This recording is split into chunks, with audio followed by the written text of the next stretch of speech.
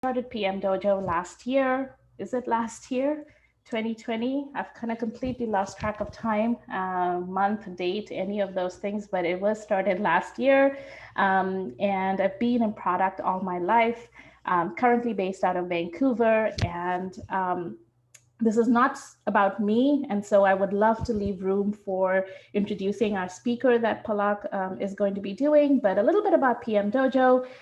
PM Dojo really is a community of people from all different backgrounds, from tech and from product and from entrepreneurship, with a simple, singular mission of making tech inclusive and accessible for everyone, irrespective of background, irrespective of gender, irrespective of race, irrespective of, whether you've gone to a top tier school or not. And I strongly believe, having been in tech for as long as I've been, that a lot of the conversations, stops at companies making or taking the step to be hiring diverse candidates. But I strongly believe that it is one step ahead, before actually the companies. And that is, in order to make tech inclusive, we need to start making learning opportunities more available and more accessible for everyone. And it is then that we can actually think about making tech at a high level more inclusive. And so that's why, I started PM Dojo. Dojo, in a sense, in Japanese, it means an immersive learning in the context of martial arts.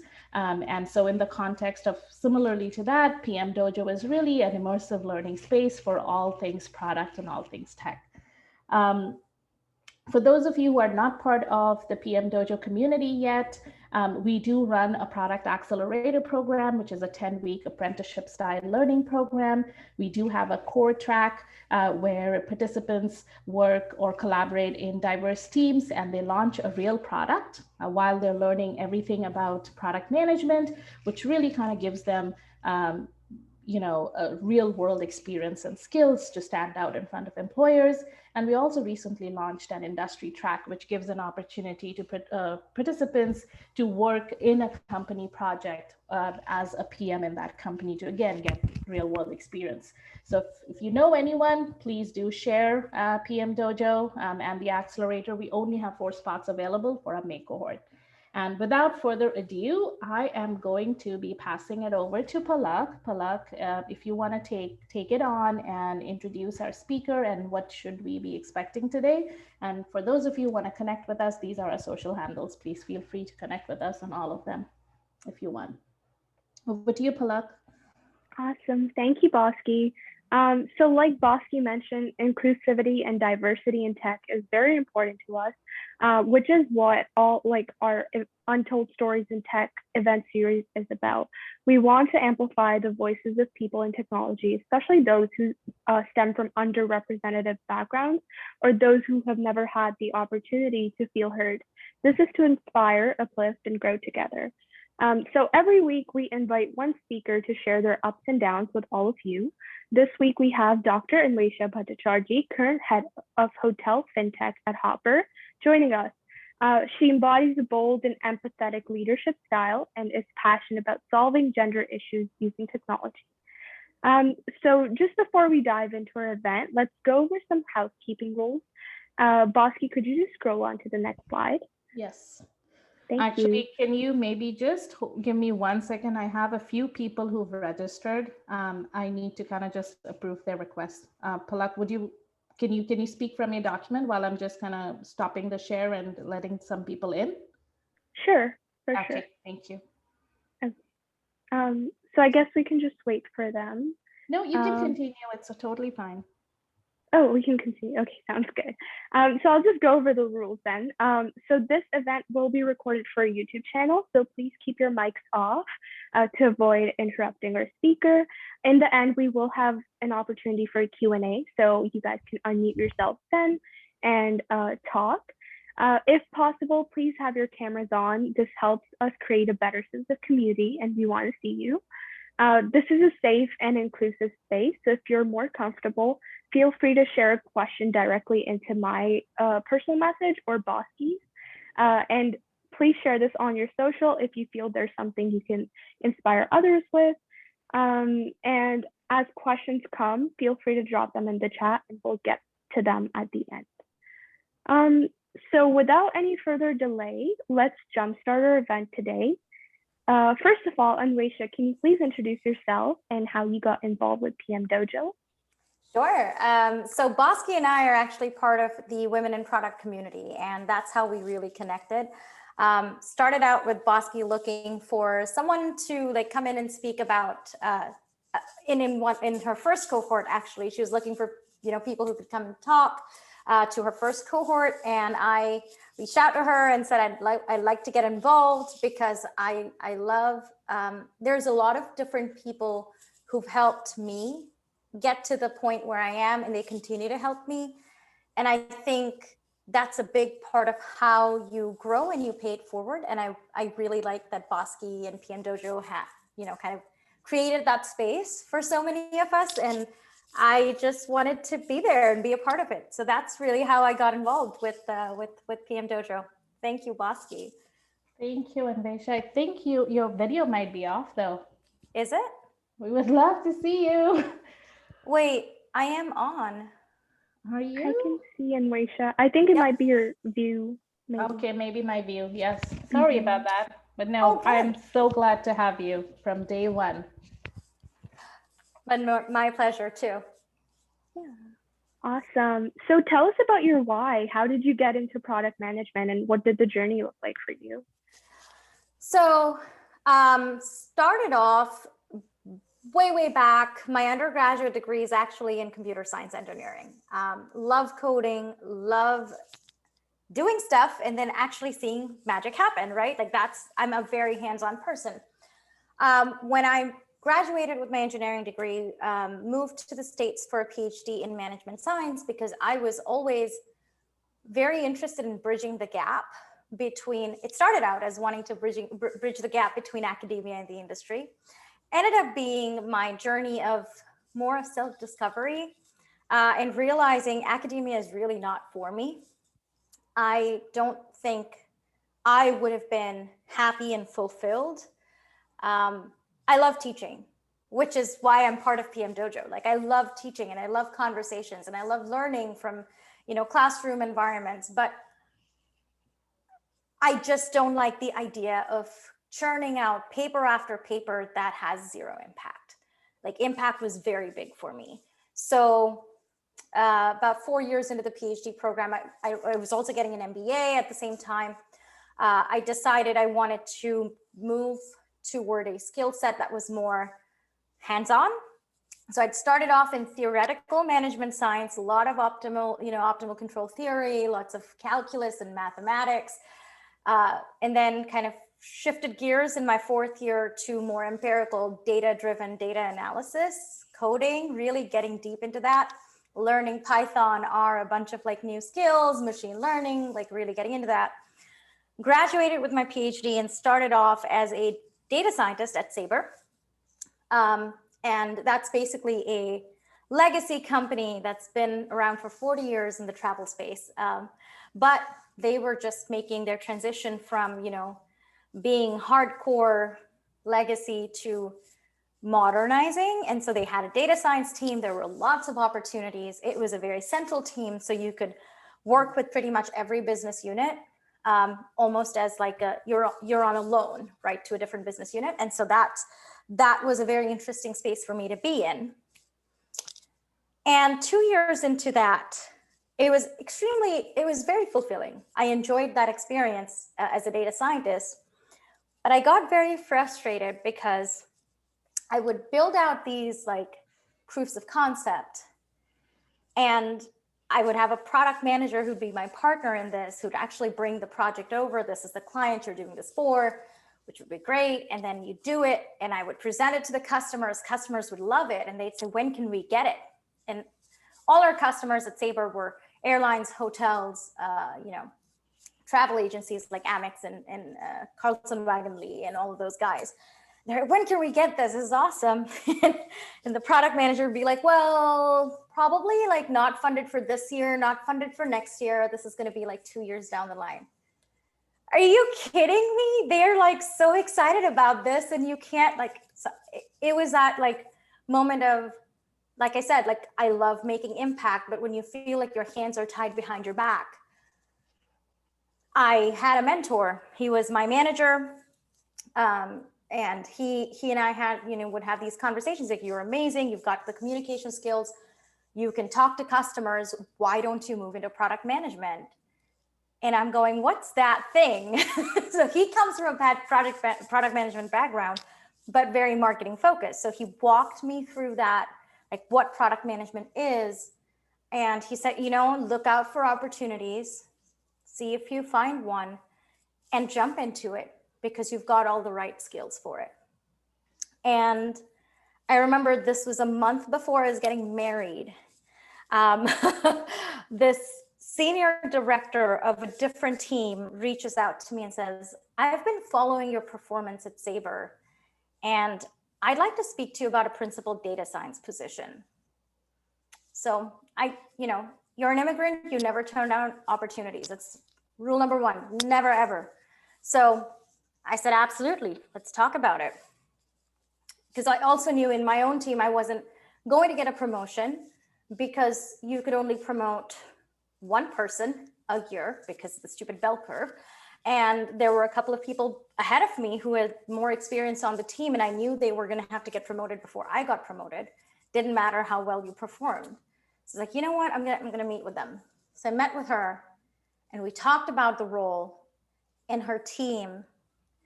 And then I said, hey, you just mentioned you're a senior director of product.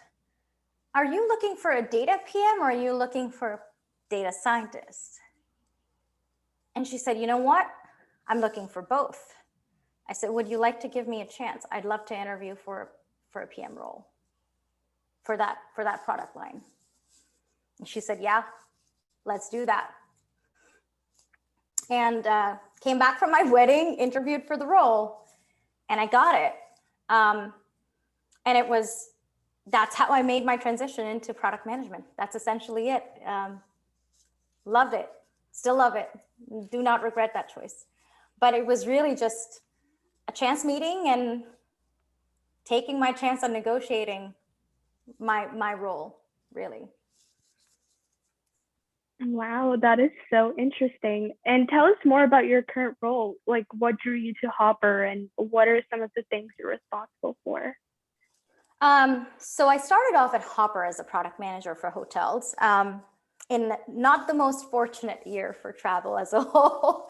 I started off last year at Hopper in January, just before the pandemic. And as a product manager, Hopper is a very different environment in that it's very fast paced. It's a startup. Everyone does everything. And so what I was doing all of last year was doing a little bit of data analyst, data science, definitely product management, ideation. We launched 4 different product lines, took them from basically nothing to actually like material product lines. So like to give you some context, we did not have on the hotel side in 2020, when I started, we were just figuring out our value prop on hotels. Very few apps in the space, in any space, successfully do multiple things. And Hopper primarily is a flight marketplace. It has always been for about 10 years, a flight marketplace. So when we decided to move to hotels, and this was before I started there, it was really hard. It's like, how do you sell flight? How do you get people to realize that there's also hotels? Like you can buy hotels. It's not enough to just give them the hotel's entry point. You have to like build trust and confidence that you can actually sell hotels. So when I started out, we were still figuring out our value prop. Of course, then April, we had like negative revenues, so many cancellations. It wasn't even like, it's unbelievable to see that chart like now in hindsight. And my team, we were a new team. A lot of my developers had been at Hopper before, but my team lead and I were very new. And we were in this experimentation mode at that time, trying to figure out how do we like use personalization? What are other value props? How do we discover a value prop for hotels? And in April, we pivoted hard. We got together, my manager, he's now the general manager of hotels. The 3 of us, we got together. we're like, okay, what do our customers need right now? So we really like flipped to creating these fintech products for hotels. Things like price freezes, like freeze your price, buy the hotel later, cancel for any reason, like we'll absorb the risk for you, all of those things, travel insurance, expanded into all of that.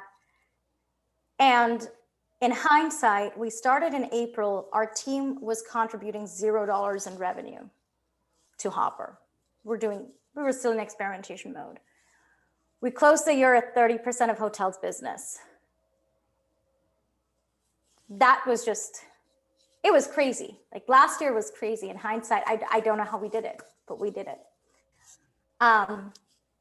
So that's basically what I've been doing last year. And then I am now heading up the Hotel Fintech division. So basically taking those 4 product lines, growing them, ideating even more, making sure our teams can focus on one product at a time, dig into the value prop, rediscover the value prop maybe, test, and figure out what do our customers really need. So that's really a lot of my time goes into like building business models, ideating, brainstorming, finding opportunities, and actually building roadmaps and executing them. It's the whole gamut of things. Wow, that is so amazing. So like from your first product management role to now like to Hopper, could you please share some real examples of where you might have faced biases or found yourself at a disadvantage because of who you are or who you might look like? What did you do about it? And what gave you the courage to keep going in product management? Oh my gosh. So I know you said product management, but it goes way further back. Like when, as a 15-year-old, you start feeling differences. So I grew up in India, grew up in Delhi, which is extremely, just as a whole, a very sexist city. There's just no denying that. And I don't know how familiar everyone is with the Indian education system, but the way it works is in 10th grade, you make a decision on whether you want to be STEM or non-STEM. Most people who pick STEM either want to be students of medicine eventually or students of engineering. And for both, you have these coaching classes that are outside of school, outside of your normal school days, where you basically go and you're trained on examination strategies, mock, like think of SATs on steroids, but for like 20 different engineering exams you're going to give after you graduate 12th grade. Every university used to have its own engineering exam, and it was a multiple choice or some format of that, or long form problem solving in math, physics, chemistry, and you would go for 3 hours, sometimes 10 hours over 2 days. It was crazy. So when you're 15, you don't really know what you're doing. So I ended up, going for one of these coaching classes. And I remember there was at the very end of it. So in the coaching class, first of all, 6 girls, 40 guys, right? It's very intimidating. You're sitting there, you're teenagers too, by the way. So there's a lot of other stuff going on in your head. You're like, I say something stupid, a whole bunch of guys are going to just laugh at me. It's just, they're going to know who I am. The professor is a guy. He's going to know who I am, and I'm going to sound stupid. And I'm imposter syndrome day one. Like it doesn't get out of your head. One of the classes they ended up creating this like special group of people that were like top performers for extra coaching. One girl, 39 guys. That was intimidating. And it's not so much a bias as much as not finding people who are sensitive to the fact that you might be going through something different. The professors in my class, because they were all men, I don't think they realized that I needed a nudge to speak up sometimes. And this is a very vocal person. I'm an extrovert. Like I have very little confidence issues from the top of it, right? Like if you meet with me, you're like, oh, she's pretty secure in where she is. Nope. takes a lot of effort. And when you're in a classroom scenario like that, you want to answer the question your professor is asking, right? And in your head, you're like triple checking the math, and someone else has answered before you. You had it, but you didn't answer because you didn't want to look stupid. However, that trained me, and it's been like a training by fire, because by the time I started working, PhD program started working, the PhD program was a little bit better. I had at least a few other women in the program. But at work, I cannot count the number of times I've been the only woman at the table, only person of color at the table. In my very first role, probably 3 months in, 4 months in, I remember this one time, I spoke out loud about an idea I had. Entire table ignores it. You hear these stories all the time. It happens pretty much to everybody. 5 minutes later, this guy on my team speaks up, rephrases the idea, and then all of a sudden, someone else goes, "Oh, that's a really nice idea." You know what I didn't do? I didn't keep my mouth shut. I said, "Hey, wait a minute. Didn't I just say that 5 minutes ago? I don't care if you think I'm being mean. I'm going to do it because that's me." You learn that if you don't speak up for yourself, no one else is going to look up for you.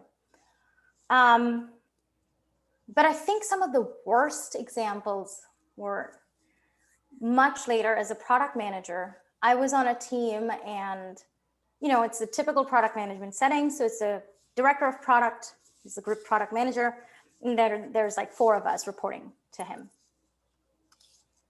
All of the other women are white. I'm the only brown product manager.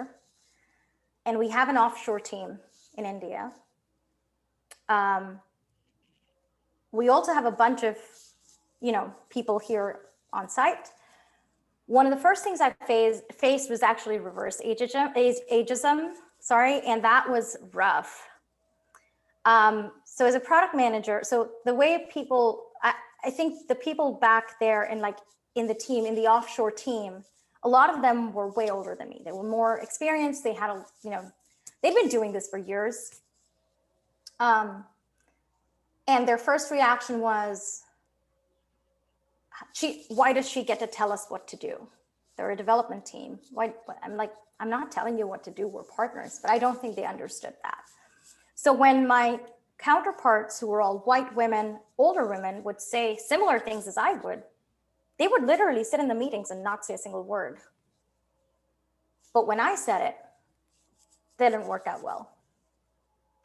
They would not listen to me. They would beat around the bush. They would do exactly the opposite of what I said. And it was very frustrating because you can't ever pinpoint it to the fact that it's because you look like them and they expect you to be like one of them. And I realized that over time, that their team dynamics is when someone, young and not as experienced in the workforce joins their team, they expect that woman to just shut up and listen. She's not supposed to have new ideas. She's not supposed to tell you how to do things. She's just supposed to keep quiet and listen to what they say. It's a combination of a couple of things. Part of it is culture. And then part of it was, how are you this young and already a manager? To them, being a product manager is not different than, a product manager is a manager, even if you're not actually managing people. It's a leadership role. And to them, you shouldn't be in that position unless you've had 10 years of experience. So it was a combination of hierarchical working ways and the fact that I was not, a 50-year-old or a 40-year-old. Actually, all of my other counterparts were close to 50, and I was brown. It was a combination of all 3 things where they're like, you got to listen to us. You're one of us, not one of them. And it didn't work out like that because that's not who I am. I think I won't say it was so much of it was a disadvantage in a way that I had a really hard time explaining to my manager that there were other factors working behind the scenes of why my Indian team wasn't delivering. And that was very hard to explain. It's like, this is not an issue of me guiding them in the wrong way, because my team here on site was flying. It was simply that there were cultural issues and there were intrinsic reasons that were more based on who I am, where I come from. I mean, that it took them so long to just wrap their heads around the fact that she's competent and we should just give her a shot.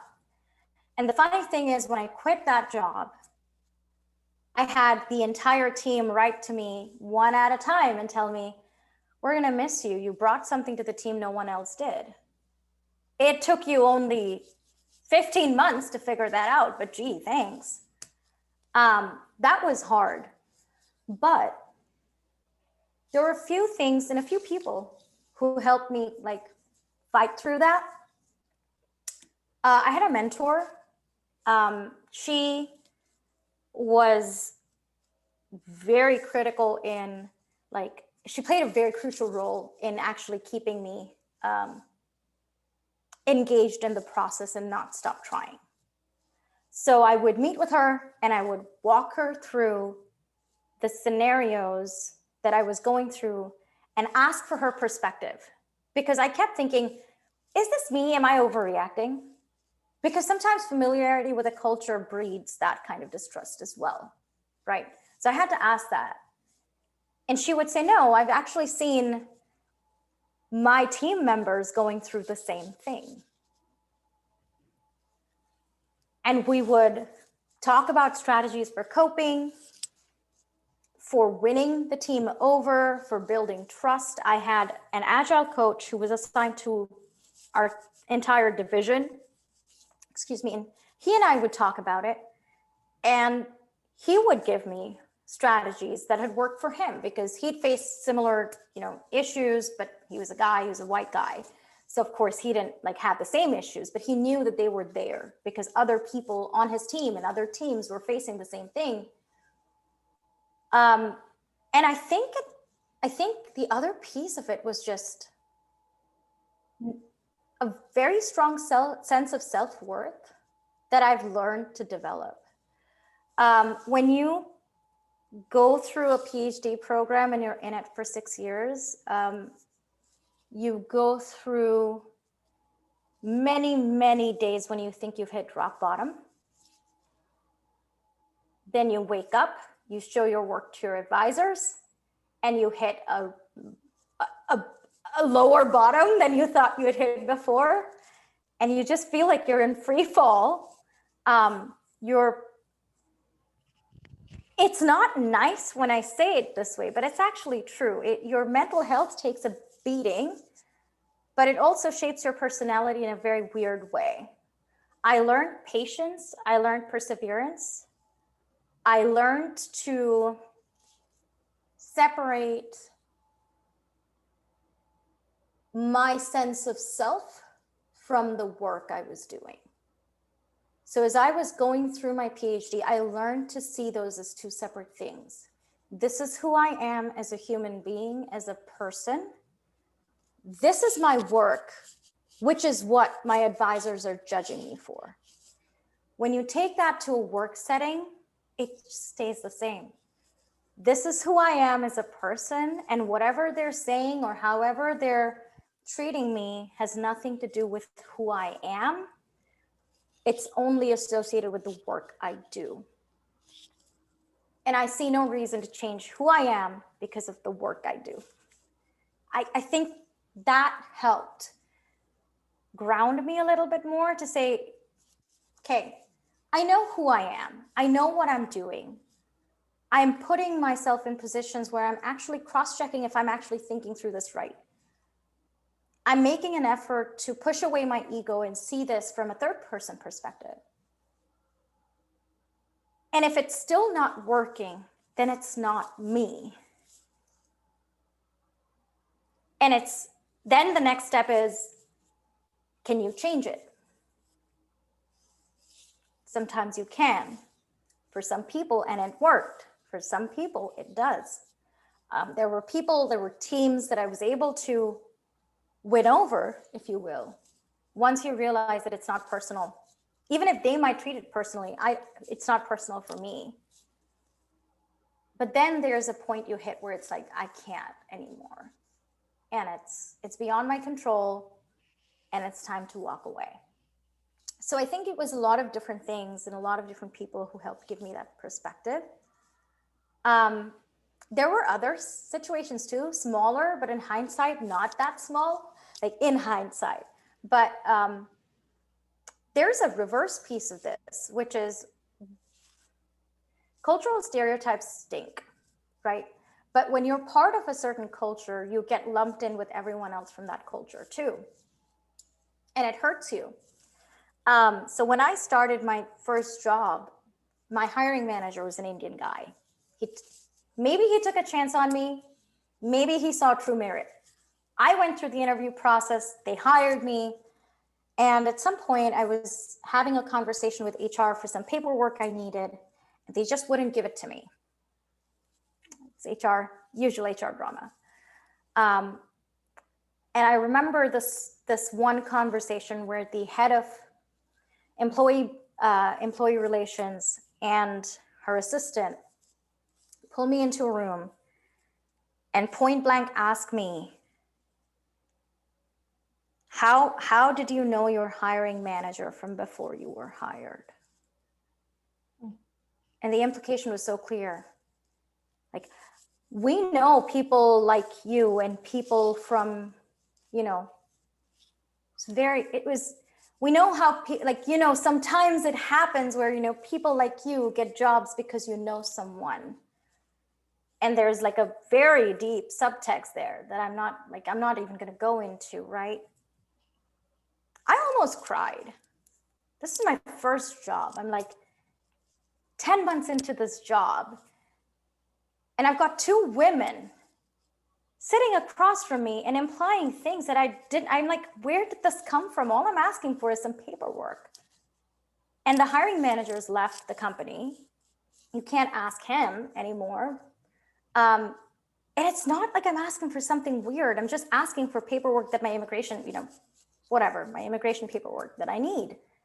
And it's not my fault he didn't file the right paperwork, but you can't just bring an employee into a room and imply that they got the job because they're Indian and the hiring manager is Indian.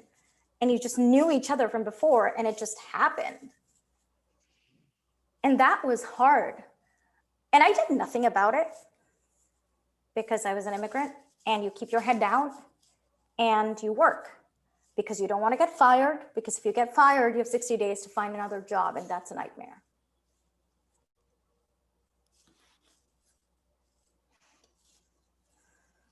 Happens. Wow. Yeah, that was really powerful. So our next question, can being a minority in tech be an advantage too, and how so, if you've ever experienced that? It can. See, the thing is, when you're a minority and you're good because most of us work really hard to break stereotypes. Like if you're someone who really wants to break the stereotypes, who's a top performer, who wants to keep trying, being the one person who looks different and sounds different and is different means that when good ideas come out of your mouth, people actually turn around, they listen, they remember who said it. That's a good thing. I think it also helps. It depends on the environment you're in, but it helps if the environment you're in values your perspective, because I think a diverse environment, work environment particularly, brings in a lot of different perspectives that homogeneous environments don't foster, right? A simple example, Most tech companies, and Hopper was no exception, a lot of our technology division was primarily men. So no surprises there. It was very interesting. My team lead and I are both women. So we walk in, we're like going through the app and we're going, okay, male or female only. What happened to all the other gender options when you're booking a stay? Why are those?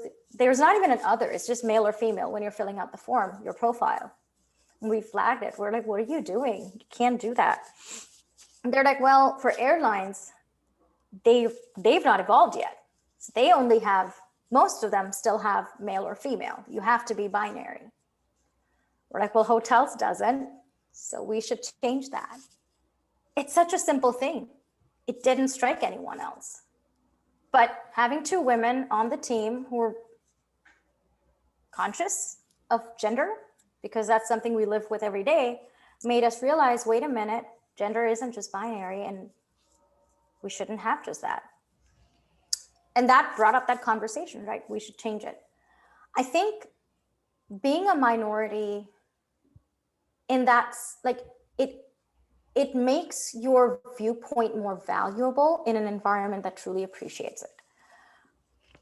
At the same time, I don't think it brings, this is the hard one. Like, I don't know that it's an extra privilege or anything. It's just, you've got different perspectives and it's good to have them at the table. But when you bring them up and the environment is a safe one where you can actually bring them up, people listen to you because they understand that you come from a different background and you bring something with that. There's something that accompanies where you're from and who you are and the experiences you've had that can help shape what kind of leaders you become, that can help shape the kind of problems you tackle and how you tackle them. It actually helps create a more empathetic environment. I don't know if that specifically answers the question you had, which was, is it ever an advantage? But I think having diverse groups of people at the table definitely enriches everyone at the table. And I think if you're someone who has good ideas, who has very strong opinions, who's a strong performer, being at that table actually makes a difference because people notice you.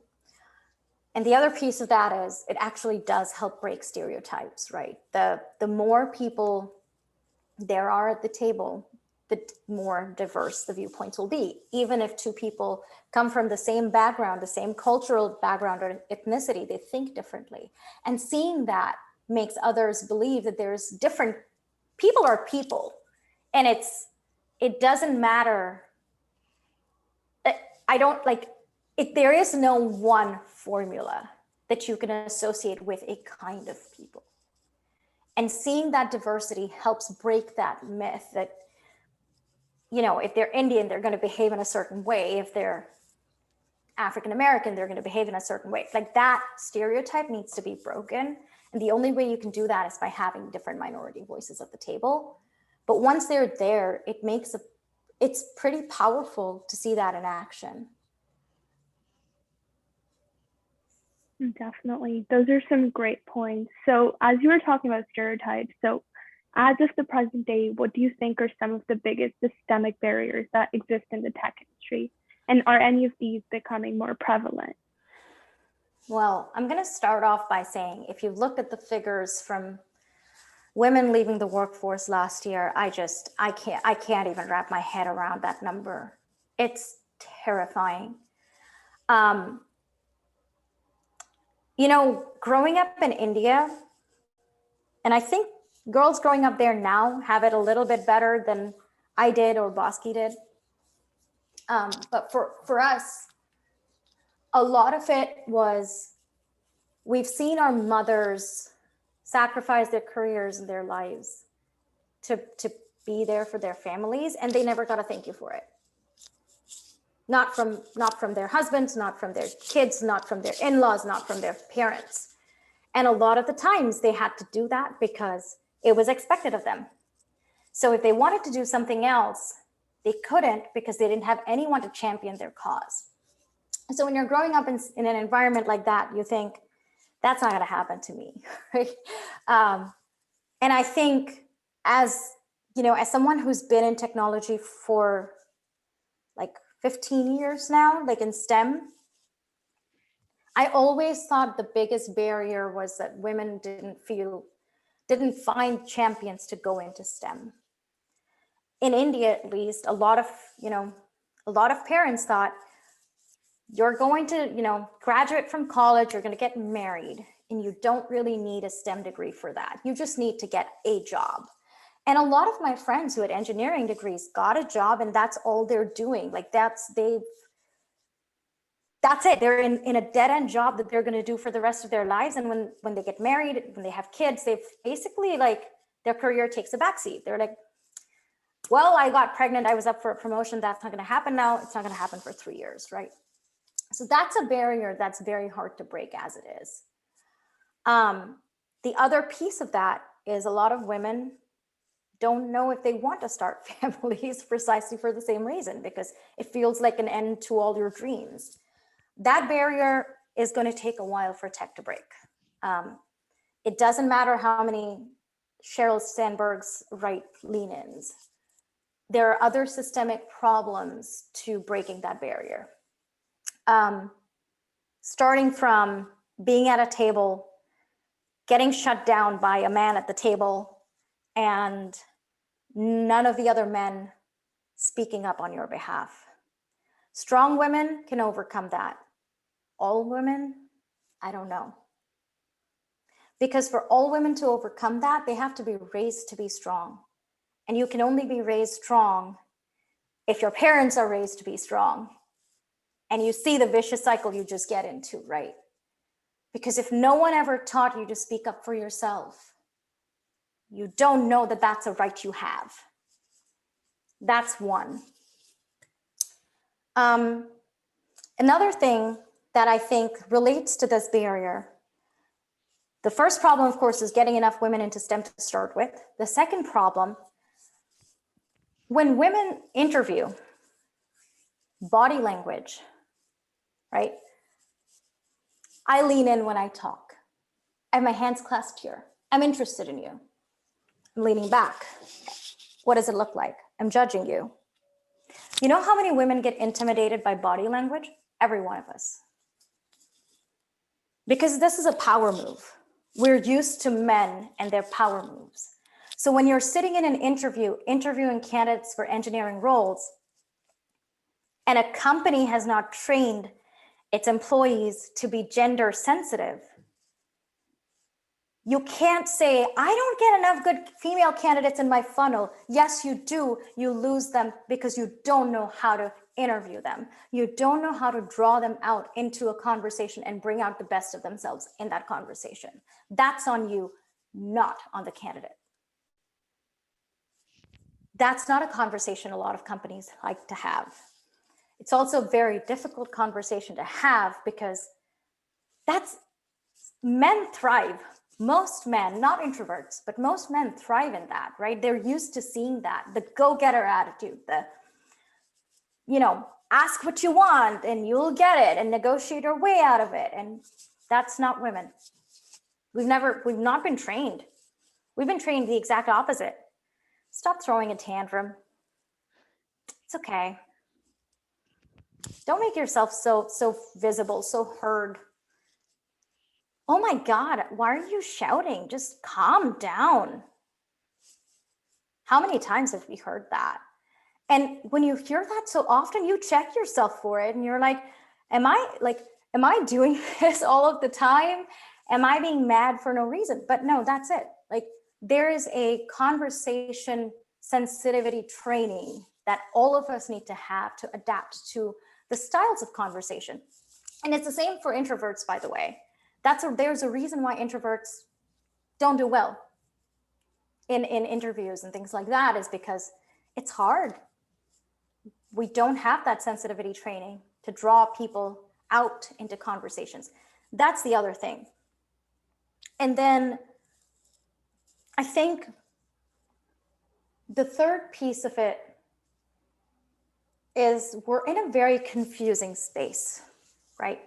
If you think about diversity right now and the conversations we're having around it, there are a lot of gray areas, and it's very hard, no matter how woke you are, no matter how up to date you are, it's very hard for us to acknowledge that we're all making mistakes somewhere because we are not aware of everyone else's experiences. And I think that biggest barrier comes from us not being able to say, we messed up, we're sorry, thank you for informing us, let's move on. And we'll make a change, right? I think that's the biggest piece, because as you start thinking about all these different identities that people are associating themselves with, about that's who they are. And we're in this very murky space of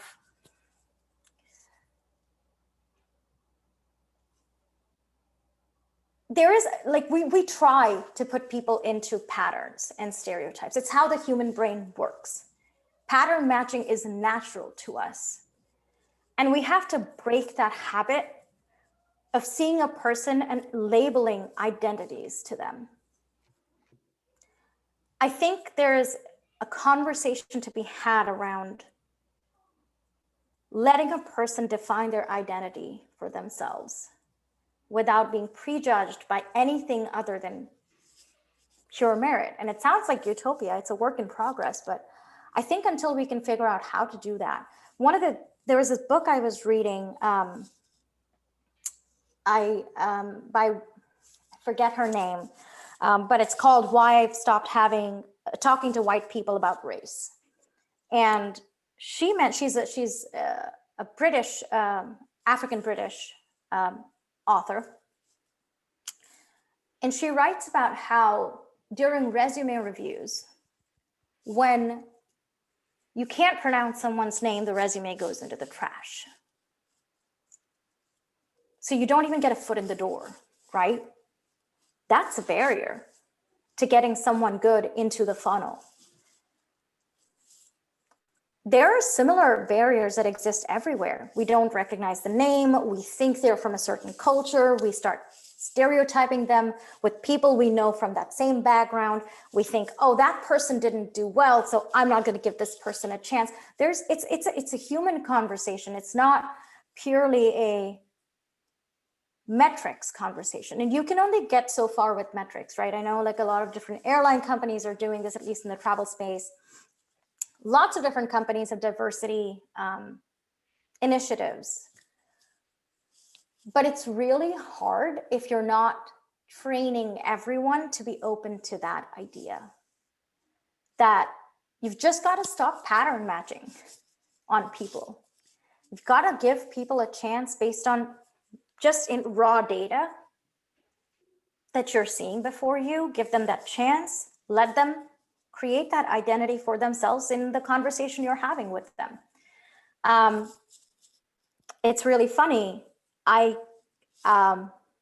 month after my wedding, someone in my team asked me, so when are you taking maternity leave?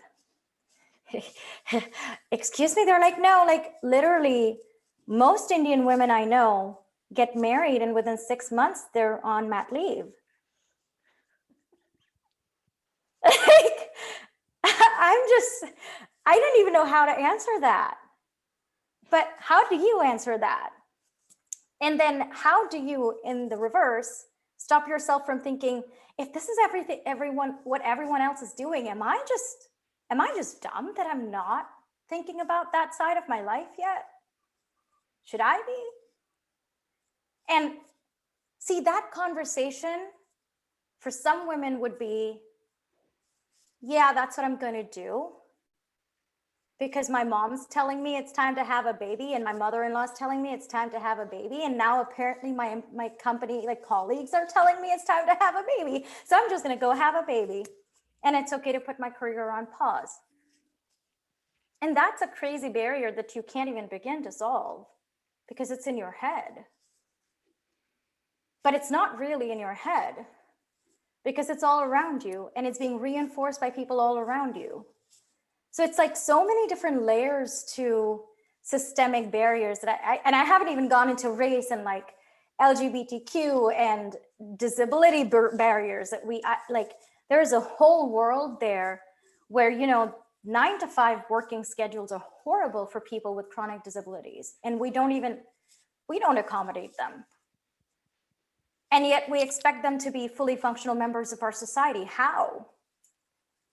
So it's like so many layers. Like I don't think we can get to all of them. But there's quite a few barriers.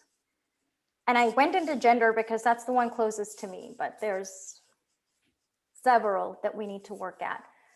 But I think we're making some good strides. Companies are at least noticing it. That's a good starting point. We're creating spaces for ourselves, Bosky being one of them, figuring out how to tell stories that are not being told, creating spaces for people to feel comfortable in. I think we'll get there, just maybe not in 5 years or 10 years. May take a little longer than that.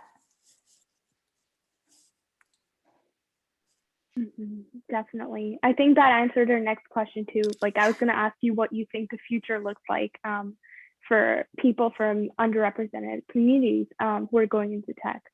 So definitely. And our last question is, what is the best piece of advice you have for those from minority backgrounds who are looking to build a career in product management? I think if you ask me this question in 10 years, my advice will change. But from what I've gone through so far, 1, never compromise on your passion. It doesn't matter where you come from. You have a right to believe in yourself, and you have a right to have a passion, and you have a right to feel proud of what you do. So keep doing that. 2, never put yourself in a position where you're hostage to someone else. That is a lesson I learned the hard way. As an immigrant, there are a lot of different rights that you have, but you don't have.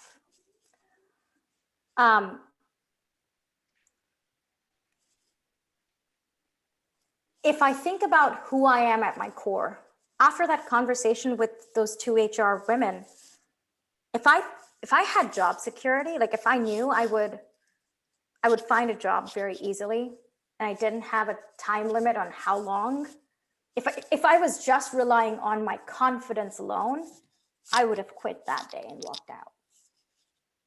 Because it was horrifying to my self-respect. I didn't do it. I couldn't do it. Because every time I put that through my head, I went, if I don't get a job in 60 days, because 60 days, that's a matter of luck. I have the confidence I'll find a job soon, but I don't know that soon's going to be 60 days. I don't want to pack up my life and my cat and everything I have and then fly back to India. That's going to be crazy. Over and over and over again, the trade-off I was making through a toxic workplace every single day. And now, I mean, I've had people ask me, you lived through that? You're fiery. Like, how did you live through that? And it's like, see, the trade-off you're making is, do you pack up and go home for good? Or do you stick it out until something better comes along?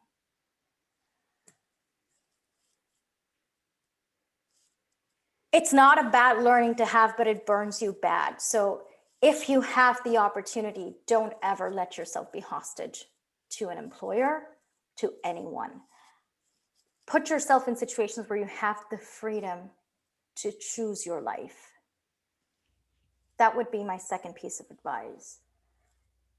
The third, tune out what people say about you and about people like you. Tune out the stereotypes. No one ever did anything great in their lives by following the path that anyone else has followed, right? We always know this, and it's true. Just because a stereotype's been created because the majority of the people that look like you, sound like you, are like you, whatever, behave in a certain way doesn't mean it shouldn't get to you. You can still carve out your own path, and you should. And it's not going to be easy. It's never easy. Speak your mind, be honest to yourself, and you will find a path forward. And you will find the courage to keep going at it because at least you're honest to yourself.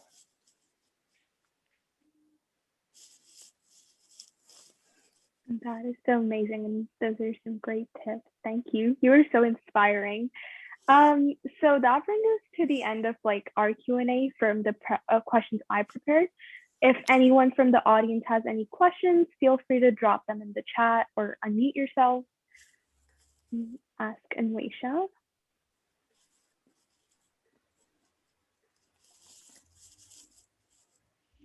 I think I have a question on Anwesha. When you were giving an example right in the beginning about negotiating and asking for that role to the director of product management about the data role, what gave you the confidence to negotiate and ask? Because I think just a few examples before you were talking about the coaching classes and you did not want to speak up.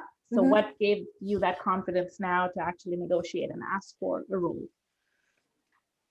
A few different things. One, and I go back to this a lot, my PhD experience really like trained me well, right? I realized when you let people tell you what your self-worth is, they will tell you, and they will 99% of the time be inaccurate. But unless you speak up and tell people what you think your self-worth is, there's no way for them to know, because then they're making their judgment on whatever abstract thing they're basing their judgment off of. That was one. Two, I was fortunate to meet a few men in my life who have been solid friends. My husband's one of them. And when we started talking about how he negotiates things, like how all these guys, like all of my friends, how they negotiate, how they like handle themselves in these conversations, I'm going, really? Y'all do that? And they're like, yeah. Why wouldn't you? And I'm like, okay, like if a woman, like someone who's reporting to you came and asked you something like this, would you be offended? They're like, no. I don't know why they don't ask. It's like, light bulb moment. Ask. And I think there are some people who will shut you down, but it's not all of them. I think they're just waiting for someone to ask them. And if you don't ask, they're not going to give it to you. But if you ask, they're going to have a hard time justifying why not. So that's another reason why. And then the third was really my mentor and my manager at the time. I met with him and I said, can I broach this subject? And he's like, see what they need. But if they do, I would take the chance and just ask. At worst, she's going to say no. And you can interview for the principal data science role if you want to. At best, she's going to give you a shot, and then this is on you, and you got to prove yourself and run with it. So. Awesome. Thank you. Julia, you had a question. Do you want to ask, or do you want me to ask? Sure. Yeah. Yeah. So first of all, I want to say thank you for sharing your stories and your experiences. It's really inspiring to hear about how you navigated that. My question was, what advice would you give to someone who's starting out in product? I'm in the product design space, but I'm starting out, and I'm just wondering what advice you'd give to someone who's a beginner, who doesn't have technical experience, and wants to have an impact.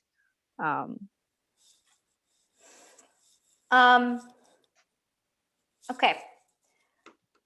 Aside from the pure like skill set gathering, which I think there's a whole bunch of that. So I'm not going to go into like the skills you need to learn or whatever, but I will say in terms of making an impact, there's a few things.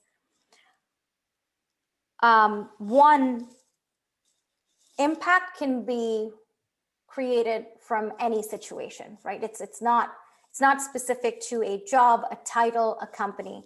You can create impact in the smallest, like you can affect 5 people very profoundly and it's an impact, right? So when you're looking to transition into product, bide your time. Your first role may not be your ideal role. It may not be your dream role. It may not be the perfect match where you get to actually fly with your passion, but it's going to be a role where you can create ripples because you're a product manager and that's what product managers do. The other thing I would say is dive deep to stay optimistic. It's very hard when your role is one that deals with conflict every day to be optimistic. But I think if you don't have that, it's very easy to get disillusioned and feel like nothing's working for you and no one's in your corner. And that's not true. There are allies everywhere. And sometimes there are allies we're not looking for, right? They're in the customer service team and they're in, you know, in the one associate who shows up at every client meetings and like doesn't speak a word. Like there are allies everywhere. And I think being a good product manager is to know how to harness those relationships over time and create the impact you need to by harnessing those relationships. I think, especially in large companies, impact can seem very scattered, and that's fine, but it's impact nonetheless. And so you just have to be optimistic. You've got to figure out how you want to focus, where you want to focus, where you want to make change, and make it happen. I would say one of the things that's helped me most as a PM has been this attitude of, what's the problem? Let me go solve it. I want to solve everyone's problems. It's just who I am. And it's exhausting because you can't solve everyone's problems. You shouldn't want to. But it helps because when you start lending that empathetic ear to everybody, like maybe I can't help you with this particular product problem you're having, but let me listen to you and maybe I can suggest a solution for you. And maybe my team will have the bandwidth to help you or not, but it's a secondary question. It helps you realize that there are opportunities that no one else is tapping into.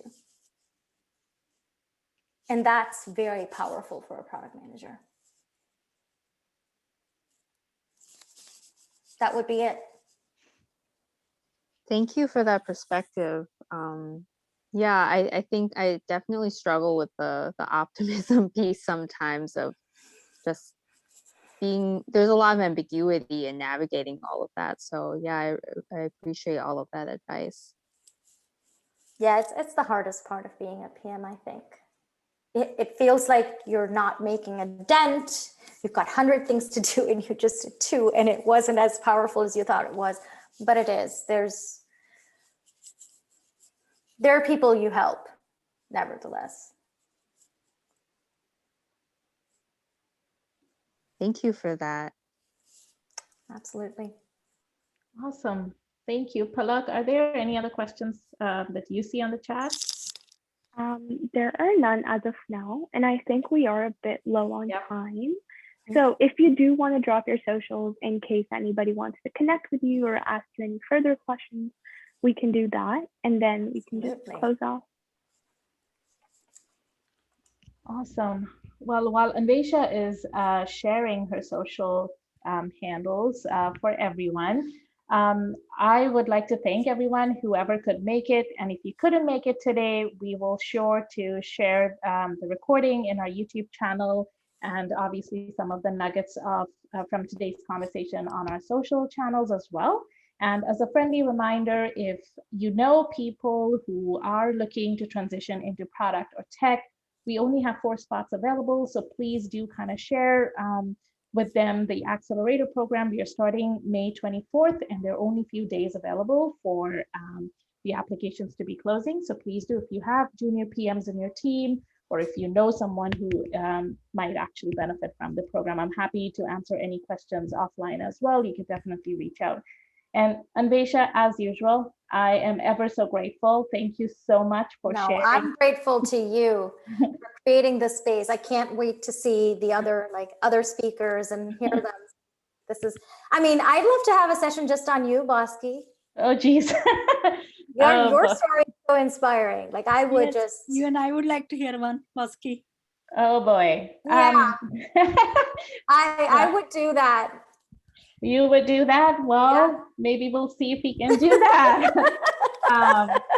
Maybe I have lots of stories, lots of gory stories, and lots of inspiring stories, hopefully, and things that I've learned, I think that I should never say or do, because I heard them just like I think a lot of us have heard them. So maybe we can try to have me, Palak, one day, but I would love to see more men and people from all different backgrounds in these events.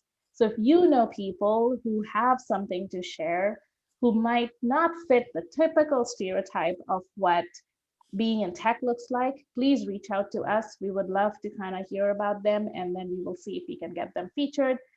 Because, I think the more we hear, I think the less, I guess it helps us get desanitize, this awkwardness that happens about talking about a lot of these things. And it's important to talk and normalize, and hopefully inspire someone to maybe just take that action, maybe just ask for that salary bump or ask for the role. Yes. I think it's all these little stories that would inspire. So that's our hope with bringing this series. And thank you so much, Anwesha, again. Awesome. I've been really grateful having you and being on our side from day one. So really, really thankful. Thank you, Bosky. And thanks, Palak, for hosting. You, Palak. I know. Yeah. Thank you, Anwesha. This was the first event, and I just can't believe how well it went. And I'm just one conversation with you was just so powerful. I loved every part of it. Yeah. Thank you for having me. Yeah, really good job, Palak. I wish I had this much, courage to do it as a high school student.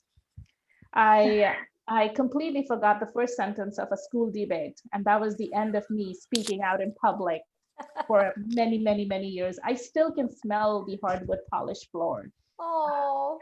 I can still feel the crease of my uniform. And this was in grade 9, grade 5. I was the school captain. Yeah. So that was the end of me speaking and opening my mouth. You are awesome. So with further ado, thank you, everyone. We're way over time. Thank you so much for spending your hour and a little bit with us. And keep an eye out on all of the nuggets and the recording coming out. So thank you. Thanks, everyone. Thank you. Thank you. Thanks for attending. Good night. Bye. Bye.